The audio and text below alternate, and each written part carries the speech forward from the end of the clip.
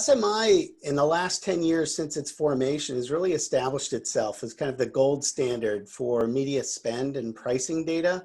Basically what they do is they aggregate billing information, from invoices directly from about 85% of all of the spend that runs through agencies. And these are both through both large holding companies as well as independent agencies. And then they harmonize and normalize that data and then provide a feedback to the agencies so that they can not only understand, spend and pricing within their own ecosystem, but also they can do benchmarking against the industry. And then SMI also rolls that information up to provide industry forecasts on ad spending. The unique aspect of their data is that it is truly cross-platform, encompasses TV, digital, radio, out-of-home, print.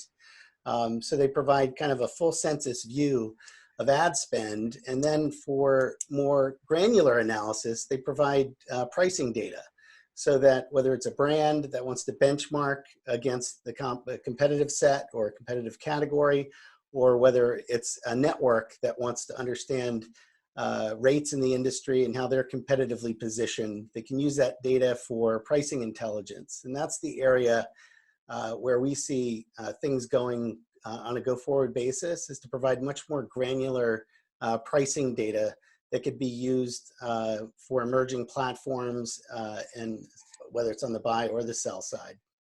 And it's really about building more dimension around pricing. In the past, obviously, if you take TV, for instance, things are broken down by unit rates and GRPs, which are these really macro ways of viewing pricing. When you look at the detail of that pricing, a lot of it has to do with context, where that spot is placed. These days, it has a lot to do with the targeting method, whether or not the data is targeting a conventional age and gender-based demo, or whether it's targeting advanced audiences. And all of this goes into pricing now. And our goal going forward is to dimensionalize that. So whether it's buyers or sellers, they can get a much more granular view of what the effective rates are, and then how those rates change based on which platform that ad is running on, or the ad format, or the targeting method. And that's going forward. A real big part of the focus is to kind of dimensionalize the pricing so that companies can effectively price inventory properly and get better yield management out of the inventory. And on the buy side, that they can be as most efficient as possible in terms of where those buys take place. What does the next 12 months look like? Well, it's really kind of the next phase of growth for the company.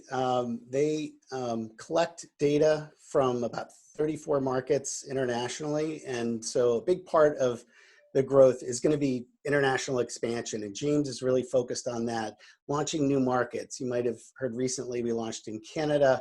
And we start with what's called a pool, which is basically a sample data set that's comprised, in the case of Canada, it represents well over 80% of all the ad spend. So it's actually quite a large sample. It's a near census. So we start with a pool, and the goal is to get upwards of a dozen pool markets launched over the next 12 months or so, so that we have a true international footprint. And then in the States, it's really about the expanded product roadmap.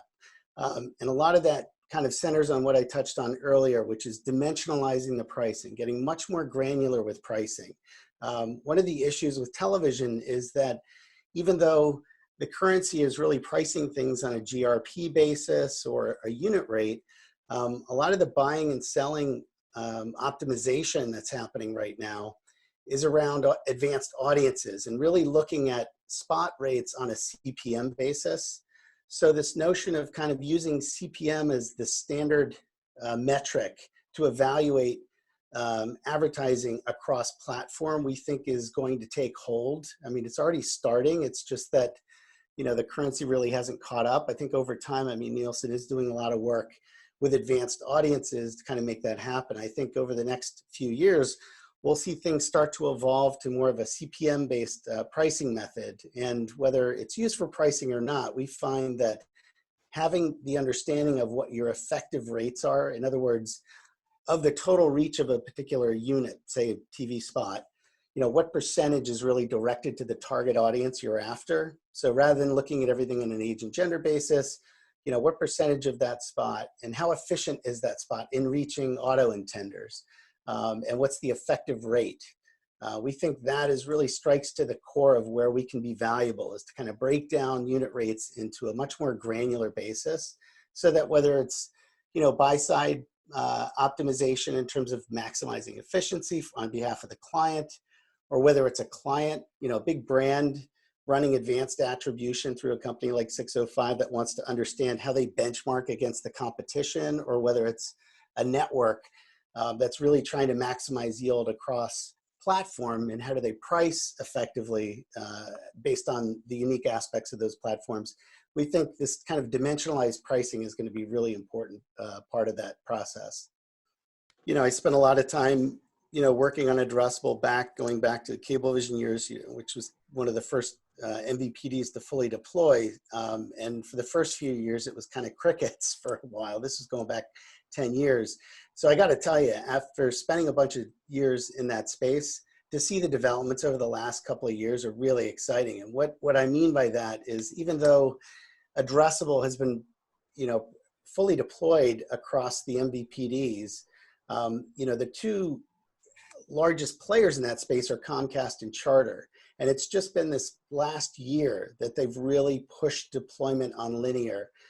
So I think by the end of next year, they'll be fully deployed. And that translates to upwards of 30 million households. To me, that is one of the most important developments with addressable, is that those large systems have kind of fully deployed. The other part of this that's really interesting is, and it strikes to your point about the networks, for the first time now, the networks are working with the MVPDs in enabling their national inventory. Historically, addressable was really isolated to the local 2 minutes of cable time, which was great without a doubt. I mean, it really has scaled nicely, and it's been really effective. But the bulk, if you look at the national TV ad market, the bulk of that is really spent on network inventory, large cable networks and broadcasters. So I think over the next couple of years, as those networks start to enable their 2 minutes of time, I think they're going to affect addressable in a way that we haven't seen before, in the sense that large national advertisers now can run addressable within those national avails. And that may not mean, compartmentalizing their focus or sharpening the focus among a narrow subset of the national TV viewing audience. I think a lot of it will be ad versioning, being able to version their creative based on, buyers in the New York tri-state area versus LA, or to version, if it's a CPG company, to be able to send, organic, food messages to organic eating households, things like that. So I think versioning, is a really good use case for national addressable. But what I'm really pleased by is just the development of Comcast and Charter in particular, in really pushing hard to get linear addressable fully deployed. And they've started this on addressable initiative, which is really around creating standards to make it easy to run addressable, whether it's on a local level or a national level. And I think over the next couple of years, we're going to see growth in addressable that we haven't seen before.